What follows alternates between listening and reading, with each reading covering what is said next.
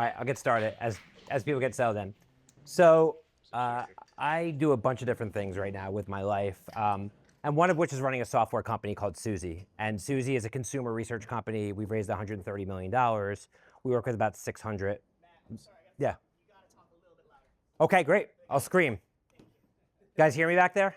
Awesome. I think we're good. Thank you. At least someone appreciates this. So Suzy's raised $130 million. We have 300 employees. And when ChatGPT first became a thing, I knew we needed to do something about it. We have 80 engineers at our company. So my first inclination is give it to the engineers to figure out. And I gave it to them, and I waited, and nothing was really happening. They built some silly little features, but nothing that really kind of transformed my business at its core. And finally, I was like, fuck it, I'm gonna figure it out myself. So I made myself a commitment that I was gonna figure out AI. I am not a coder, although I have spent my entire career having hands on keyboard. I bought the first Google ad keywords when it came out. I literally sold the first ad ever for Mark Zuckerberg on Facebook to Victoria's Secret Pink in 2005. So I've always been very technical with ads, but I haven't really ever been a coder. And I took it back into my own hands and made the commitment that I'm gonna be able to figure out AI. But I decided that before I was gonna use AI to help my business, I wanted to solve a problem for myself personally. So I just turned 50 years old.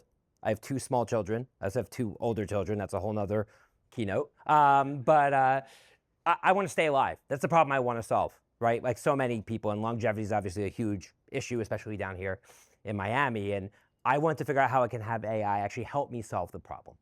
And everything I've read about AI was, it's all about data. Data is what differentiates company A's use from AI to companies B. And I was thinking, okay, well, what is the data that's related to my health? What's data about my body, right? So I spent about 3 weeks aggregating as much data on my body as possible. I went through 20 years, and I've lived a relatively healthy life, but we've seen doctors, I have allergies, this and that. 20 years of MRIs, blood test information, x-ray information, notes from doctors, anything I can get my hand on, even emails from doctors that they sent to me. And I start to organize it all, and I put it into what's called a custom GPT, which is basically a version of ChatGPT that's not trained on the open internet, but just trained on my data. And I told it to act like a leading Johns Hopkins doctor with one goal in life, to keep me alive. And the first question I asked it was, if I'm gonna die in 5 years, what's the most likely cause? And the answer freaked me out, as it would anybody, right? And it wasn't something I thought of. And I was like, well, what do you mean? What do you mean? Why? And what can I do about it? Well, this blood marker and this and this and this. And it really woke me up. And ever since then, I use this, what's called my health bot, probably 3 or 4 times a week. Should I be eating this? Why do I feel this way? This is a twinge in my neck. If you go to WebMD, they tell you one thing, you're gonna die, right? That's it, right? You're gonna doom scroll on WebMD. But this knows me. It knows my entire history. It has one purpose. And I start to think, well, maybe I shouldn't build for my business yet. What else can I build for myself? So I built the same thing for my finances. I loaded all my financial information. I connected Plaid, which actually tracks your transactions in real time. Trust, estate information. Where am I exposed? Where do I need to diversify? What should I do with real estate? And now I go to that for everything. My mom lives down here in South Florida. I just moved down here, but I was in New York for 25 years. And I lost my dad a couple of years ago, and she's by herself, and she would call me multiple times a month. What's the Netflix password again? How do I refresh this? Why isn't this working? So I went down there, and I basically scanned every single appliance in her house. I wrote down every password, and I created a similar tool for her, and now she doesn't call me about her Netflix password. She doesn't know technology. She's 75 years old, now she's 76, but she knows how to text, and that's all you need to do. One of the biggest misconceptions about AI is you need to be a technologist to understand it. She's the furthest thing from a technologist, but she does understand it. So I went through this process, and what I realized, it's all the same kind of process. 1, identify the problem you need to solve. People are overwhelmed with AI because they just try every single tool, but they kind of gloss over, like, what do I need to solve? So if you think about your business, there's probably one thing that's holding you back. What's your growth limiting factor, right? 2, what is there in terms of data that you can aggregate about that growth limiting factor? And then 3, what does a solution look like that would actually be able to help you? And I'm gonna give you a business example in a second. Once you actually have that framework, you can go to ChatGPT or Claude or say, This is the data I have. This is a problem I want to solve. This is what I think a solution could be like. Give me step-by-step instructions on how to build this. And this is important. Don't give me step 2 until I tell you step 1 is complete. And if you actually persevere, by the time you're at step 57, you're gonna look back and be like, I cannot believe I built this. And you'll tell a friend and they're gonna be like, holy shit, like, are you like Mark Zuckerberg? How'd you do this? And the reality is you just followed instructions and you were focused and you understood what the problem was. I bet not many people in this beautiful, I was about to say room, but pagoda or whatever it's called, have not done that. And until you do that, you really can't understand what AI can do. About 90% of the people that use AI use it as a tool, a call and response tool, like, hey, ChatGPT, give me a recipe for dinner tonight. And that's normally how most people use it. 9% of people use it for automations. So this lead comes into my website, write an email and send it out using a tool like Zapier or Make.com. And 1% of people are using it in the way it really is meant to be used right now, which is the world of agents, which is you give it a bunch of steps, you give it what it's supposed to do, but it may go from step 1 to 7 to 4 to 8 based upon what you're trying to accomplish. So I took this whole framework to my business next. So my business, Suzy, had started to slow in growth, and I wanted to figure out why, so I could really put my finger on the problem. And what I heard from my salespeople was they were spending way too much time trying to find stuff, trying to find case studies, trying to find price information, information about prospects, information about our product, and not enough time with customers, not enough time in front of them and selling. So in that case, the problem I need to solve is make sure that they can get everything instantly. So like getting the data for my body, the first thing I want to do is figure out what is the equivalent of that for my business. Our company had about 60 employees when the pandemic hit and we went remote. And we started to deploy a tool called Gong. Anyone familiar with Gong in the room? Okay, so Gong is a plugin to Zoom. I know you all know what Zoom is, right? And what Gong does is it records every conversation that you have.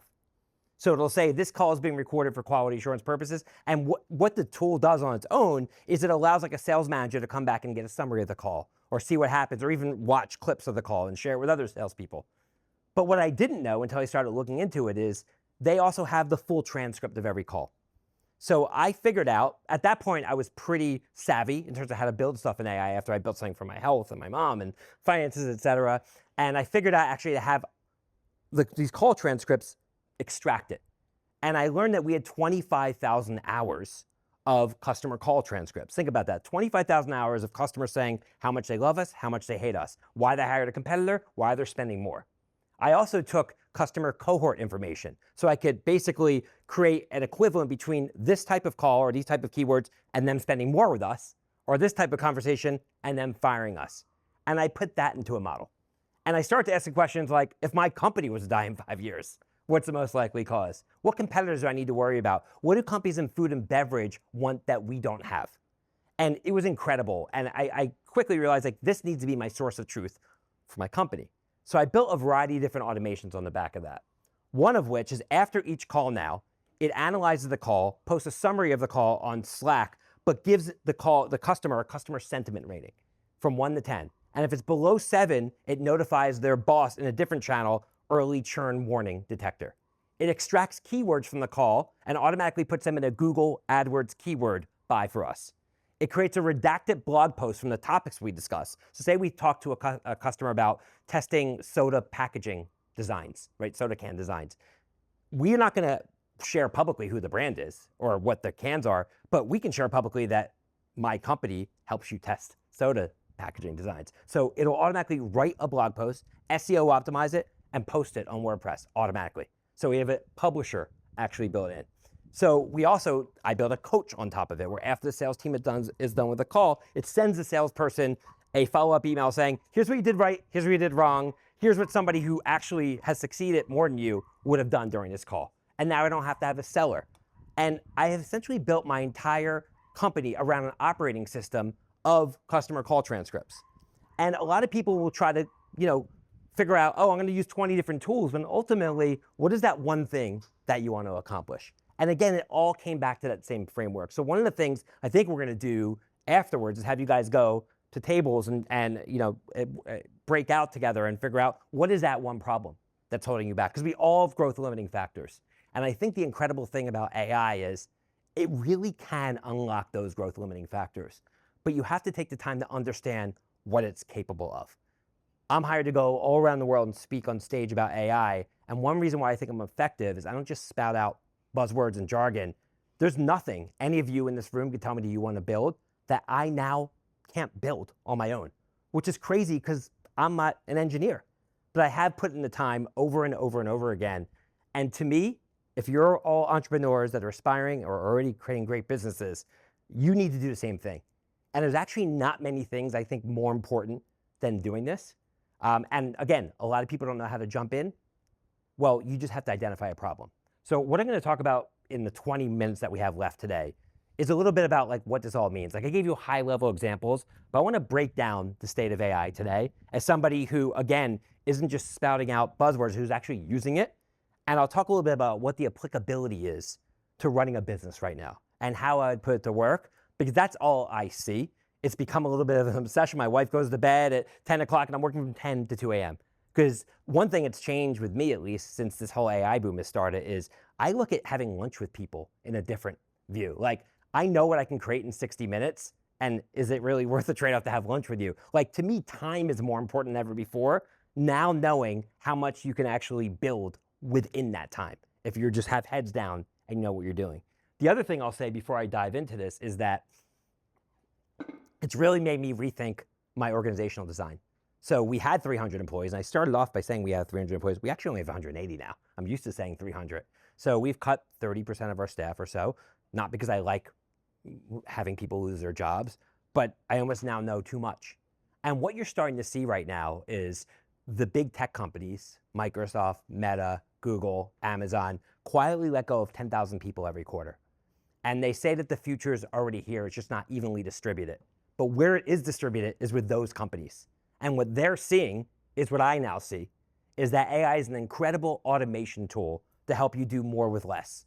And I think what you're gonna see in the fourth quarter of this year and a big news story in 2026 is corporate America, the IBMs, the Home Depots, the FedExes, the Walmarts are gonna be doing the same thing.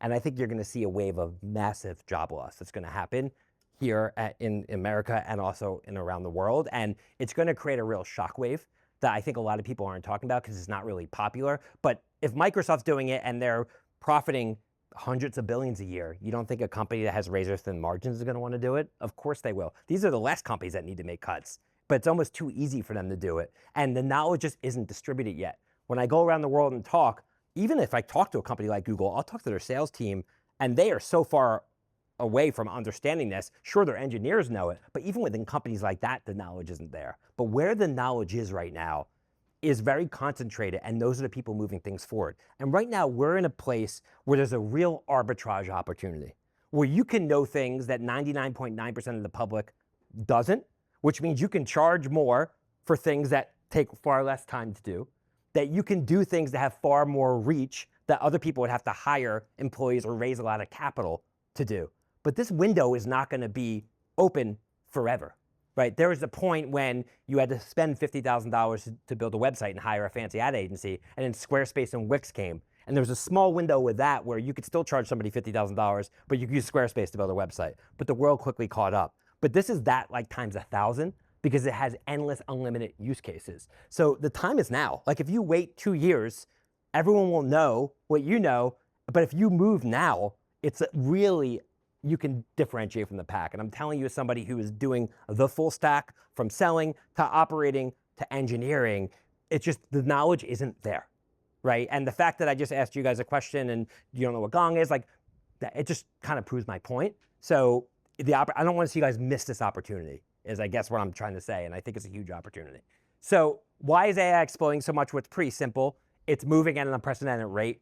There's no coding required, and like the use cases are kind of unlimited. This is really mind-boggling to see, is that the power and potency of AI is doubling every 7 months. So I always hear from people, oh, I tried that a while ago, it didn't work. It's like, I don't really care what happened a year ago. You should think about where it's gonna be a year from now. It doesn't matter if you tried in the past. Make the assumption that today is by far the worst it's ever gonna be, and 2 years from now, this thing's gonna be mind-blowing. If it makes an okay video today, it's gonna make a cinematic 4K incredible video 2 years from now. So build your business to where it's going. Don't build your business to where you think it's been or even where it is today. It's a great bet, and there's computing power and science behind why this is actually going to happen. Education's a big thing I think about in terms of how we actually are teaching people. I was just on a podcast today being asked, like, should kids even go to college? And my answer was, if your parents can afford to send you to college and you can meet great people, go. But if you're going to get into debt, don't. Because if it's about learning, you can have an AI model teach you a Harvard course and be highly interactive. And that's kind of the point. But education is largely about memorization and regurgitation, which really predicate the knowledge economy. What's the knowledge economy? It's why lawyers and accountants and coders and radiologists made a lot of money, because they had knowledge that other people didn't. They had knowledge on how to do your taxes, or knowledge how to write a contract, or knowledge how to read an x-ray. But those jobs that are predicated on memorization and regurgitation are exactly the jobs that AI can actually do. So the education system was feeding what was successful in the economy, but the problem is it's still doing it. It's still teaching kids to color inside the lines, where AI can color inside the lines great, but it's not going to create a Jackson Pollock painting, right? And that is where, and I think that's why China, when I look at their economy over time, everything with them is coloring inside the lines. Very deterministic, all about productivity. And we're not going to need that for much longer if we have factories with robots making things that we had to pay minimum wage workers in China to do anymore. It's going to come here. And so what is there? It's innovation. Where does this country be without innovation, without Apple, without Google, without these companies? Where does innovation come from? It comes from creativity. So I would rather spend half an hour with my daughter at night coming up with like a freestyle, so like to like about her day, than actually having her learn a textbook and spit it back out, because that way of thinking, that creative way of thinking, is really what's going to matter. It's really ultimately what makes us uniquely human. So the opportunities are not who can actually create the best infrastructure or factory or anything like that. It's really the people who see the world differently. And it's very much about knowing what problem you need to solve. So let's look at photography, for example. So Saul follows me everywhere and takes my videos for me. It's an edge use case, right? But a lot of photographers, they have less and less opportunities, because you used to need to know how to develop film to be a photographer, right? And then at a minimum, you need to know the knobs and dials. Like you need to know the f-stop and the ISO and all these things about this fancy camera. But now 99.9% of pictures are taken on the iPhone. And the most powerful photographers are just people that know where to point the phone. And AI is the same thing. You don't need to know a lot of the knobs and dials, whether it's how to code or how to do contracts or any of these things. You just need to know the problem you need to solve and where to point the proverbial camera of AI to, if you will. And so that's about problem solving. So creativity and problem solving is really where it's at. And the examples I've given you, everything I built for my business, myself personally, it kind of involves both. But knowing how to solve the problem, which again is what education's about, far less important in this day and age. The AI value chain basically has 4 different components to it. I was just talking to a friend about, like, how does it all work? And I just like to break it down as there's an infrastructure layer, there's large language models, there's a data set, and there's applications. By the way, I'm going to be sharing this video with everybody and the deck, as well as a bunch of other shit. So you're welcome to take pictures, but I'm going to give you all of it. So the infrastructure, the only thing you really need to know about infrastructure is you should have invested in NVIDIA. But basically, the infrastructure demand for GPUs, which basically are the chips that power AI, which basically came to them through happenstance because they built chips to power video games and high graphical interfaces, right place, right time. And the demand right now for these chips are insatiable. So is the demand for the power that supports it. There's a huge project called Stargate that's now happening in Norway. It's all going to be using geothermal energy, because our power grid actually can't support the demand. These chips get very hot when they're actually run. That's all you need to know about infrastructure, is that these chips are needed to power the large language models. Large language models are ultimately what brought AI to the consumer lexicon. A lot of people say, oh, AI's been around for years. It's like, yeah, in the government or the military, but my mom wasn't using it. And ChatGPT basically made AI accessible to everybody the same way the America Online made the internet accessible to everyone, right? So it's kind of like the crowbar that got everybody into it. A lot of people thought that they would go the way of America Online, but with their revenue, I don't actually think that's going to happen. But essentially what a large language model does is it takes a prompt, and it's really just something you want to do. The notion of prompt engineering isn't really as important now as it used to be, because these LLMs are getting so good, they kind of understand what you intend, right? It takes that, whatever prompt their ask is, it goes through data, It could be the open web if you use ChatGPT, or it could be my health information if I create my own version of it, and then it generates something. It generates a report. It could generate an image. It could generate anything you want. That's why it's called generative AI. That's essentially how large language models work. And there's all different types of large language models. There's reasoning models where you won't get the answer back right away. It'll basically like go through multitude of steps, and it could take 7 minutes to get something back, but it'll be very powerful. These are real edge use cases in like science and math where you don't want to just use the normal model. There are advanced reasoning models like ChatGPT o3 and o3 mini, and you can see where these models have actually scored. This is o1, see that yellow dot on the IQ test and how it crushed all the other LLMs in terms of the IQ test. They just came out with their o3 reasoning model, and apparently it's between 150 and 160 on human IQ. So that just shows how far we've come even from ChatGPT 3.5 in terms of its actual intelligence. And this all happened in the span of about 2 years. So the reasoning models are incredible. A lot of people are asking, what does this mean for the future of a company like Google? How many of you have used ChatGPT in exchange for what you would normally do a Google search for? Right, that's crazy, right? So a big thing that a lot of clients are asking me for right now is GEO, which is essentially the SEO version for AI. How do I get recommended in AI? Because if you're all searching for it, so are your customers, right? And I've probably got more than half my speaking inquiries this year by people who have found me on ChatGPT. The way you do it is you need very specific content. So for example, if I'm buying a tennis racket for my 9-year-old, right? I'll tell ChatGPT, I'm looking for a tennis racket for my 9-year-old, and you'll have a conversation, and based on that conversation, it's gonna go deep into a very specific thing it's gonna give you. Where if you go on Google, it's just gonna find you the most popular tennis racket brand.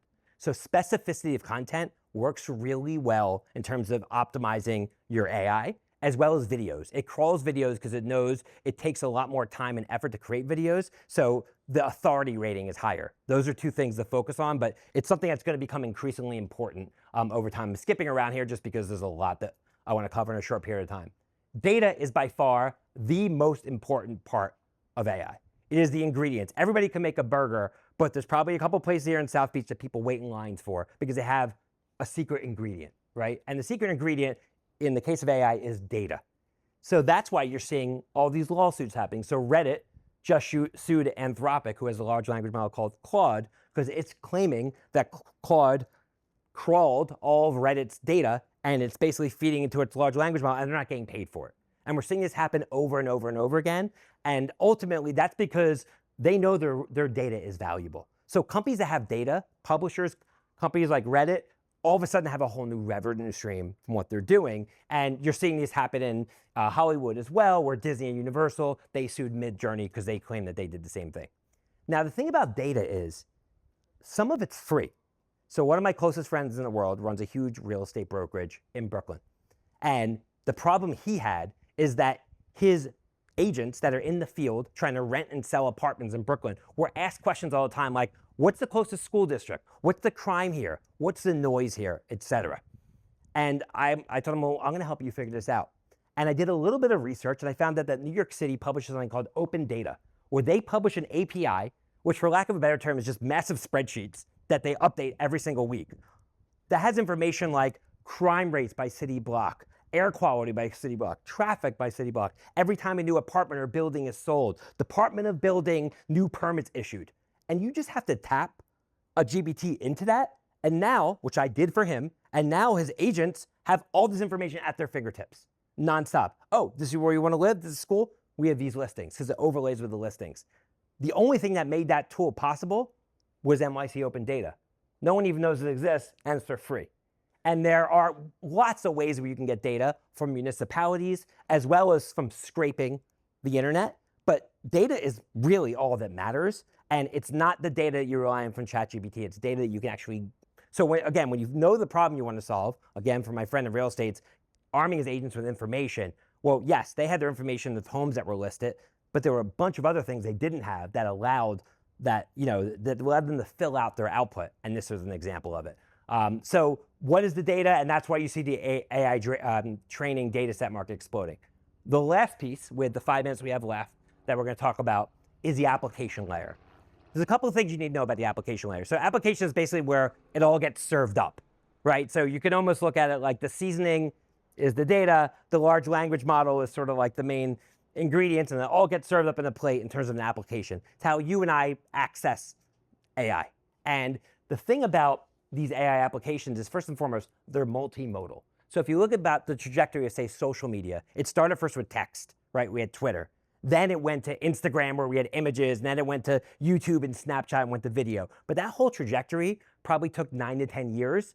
This all happened instantly. Where now, AI's ability to output high quality video or songs or imagery or voice is just as good as text, which a lot of people don't realize. It can output incredible imagery. I'll show you an example of actually something I built instantly, and a lot of people don't even realize that, which means, again, when you think about a graphic designer, it's less about how to solve the problem, i.e. how to use Photoshop, and more about the problem that needs to be solved, i.e. what you should design. And you look at Adobe Firefly, and it's like, what do you want to design? And it'll make it for you. So if I'm a graphic designer, I'm leaning into my design sensibility, what's in my head, because I don't need my ability to make shadows and certain colors. AI is going to do all that for you. And they'll say, well, it can't do it today. Talk to me in 2 years. And that's kind of the reality with all this. But you still need to know what needs to be designed. And that's going back to knowing the problem that needs to be solved. It's an incredible example of people thinking AI can't do certain things. This is Midjourney. It's a text-to-image tool. Version 1 was 19 months ago, and that guy had 7 fingers on one hand. So a lot of people tried to basically make an image 7 months ago, and maybe he had 6 fingers on his hand. That was version 3. Look at version 5.1. And by the way, version 5.6 came out today. Look at the fidelity and the difference that happened in 19 months. So this goes to, don't bank on what you think it is. It doesn't matter what you think it is. You should be building for the version that's all the way over here, because that's where it's going to be. This is not going to stop. In fact, the rate of change is accelerating. So act like you can create something like that instantly, because while you can't today, you will be able to. The new image generation features are incredible. That guy on the left isn't a real person. He doesn't exist. It's an amalgamation of trillions of data points of somebody that looks like that person, right? To have that photo taken 3 years ago, you would have needed set designer, lighting. You need to find that guy, right? You need to give him, right? You need to give him the right outfit and take multiple takes. Now you can just type in and actually get it instantly. So what happens to all those roles? Well, they better need to figure out how to make ideas like that. If I want the shadow to be brighter on that kitten, or having that kitten drink a soda instead of a beer, I can actually just say it. So this is something I designed for the fashion brand Kate Spade. I did this in 11 minutes while I was with them. I took their brand and I used a tool called Google VO3 to show how high quality of a video you can create. They were so blown away because they told me this would have been a multi-million-dollar, project for them. And when I told them I used Google VO3 and I was able to build something like this that quickly, their mind was blown. People don't really understand. Now, Google VO3 can only make 8-second videos, so I just stitched 3 together. But a year from now, 8 seconds is going to be 80 seconds. And mark my words, write it down, 3 years from now, anybody is going to be able to create a 2-hour 4K movie of a dream you had last night, and it will output. That will be able to happen. You'll be able to put yourself in a video game. You'll be able to put Reese Witherspoon in a movie, and Reese Witherspoon will get paid because she'll be able to license her name and likeness, right? But the extras in the movie, they're going to be out of work. Why pay an extra? Why pay for a set? Why pay for any of those things? So the stars in business, you guys hopefully, are going to be able to 10x their value. The extras in Hollywood and in business, that's where it's going to go down, and it's going to happen fast. And when I say this, people are like, it's wrong, blah, blah, blah, blah. Okay, I didn't invent AI. I wish I did, right? But the reality is it's here. We're not going backwards.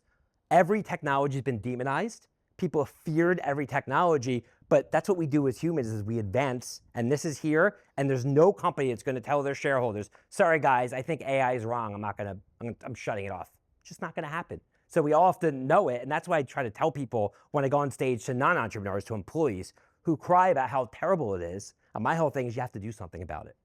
And a lot of them don't want to, and a lot of them are going to be on the wrong side of it, but that's just the reality of where we're in right now. Digital twins is another huge piece of it. One of these people are real, one of them aren't. You'll never know.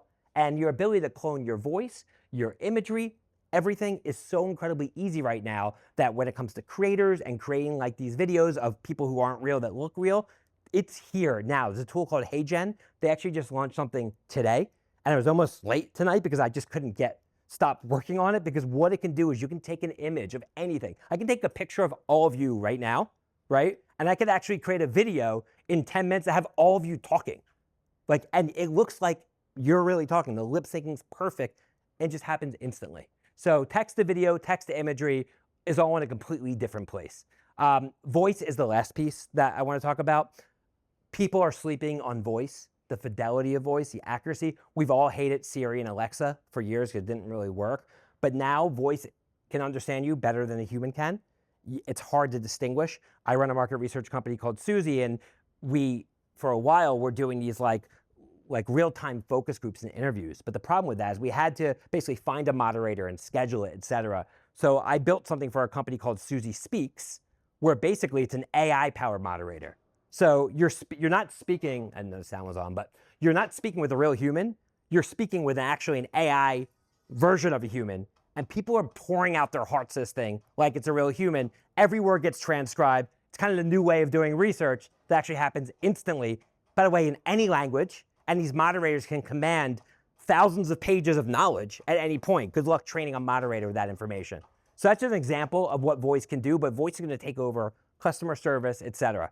Actually, there is one last piece, which is coding, which is something I feel really strongly about. And it really does fall much into knowing the problem you need to solve. There are engineers, a lot of which I've had to part ways with my business, that just don't believe in this, right? They don't believe it's here. There are also musicians that didn't believe in electronic dance music, and I'll point you to EDC every year that has 500,000 people going to see Tiesto, right? They are purist. A lot of engineers, a lot of people in all these categories. But the data is undeniable. These are software development job postings on Indeed in the United States. I didn't make this chart up. Why? Because there are tools like Cursor, which by the way went from 0 to 80 million in revenue in 4 months, that allow you now to come up with any application you want, and with a prompt will start to build it. Is it perfect today? No. Does it matter? No, because 2 years from now, this will be able to build something that you would have to have an 80-person engineer team to build. We're all going to be able to build software instantly based on whatever we can dream of, and you're just going to have to actually know what it's capable of. There's tools called Lovable and Cursor out there that actually are able to accomplish it, and it's not perfect now, but it's almost the point. You want to be jumping on these things before they're perfect, because then when they are perfect, you're at the right spot at the right time. Too many people are kind of waiting on it.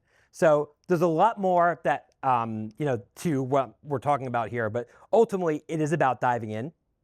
Ultimately, it is about understanding the problem you want to solve and really persevering and carving out time for it, just like you would exercise or anything else. Being with your family is that important, I believe, in terms of the future of all your businesses, because it doesn't matter how things are today. Things are going to change really rapidly. This is a QR code. If you snap it, I'll get you a copy of the deck. I'll get you a video. I'll also give you access to an AI agent that I built where you can actually communicate with all my past speaking, all the transcripts, everything I've ever said on stage to get more information. And if there's anything I can do for you guys to help you guys, feel free to reach out at any time. I don't know if you guys want to do questions or where we go from here, but yeah. All right, guys, get it off the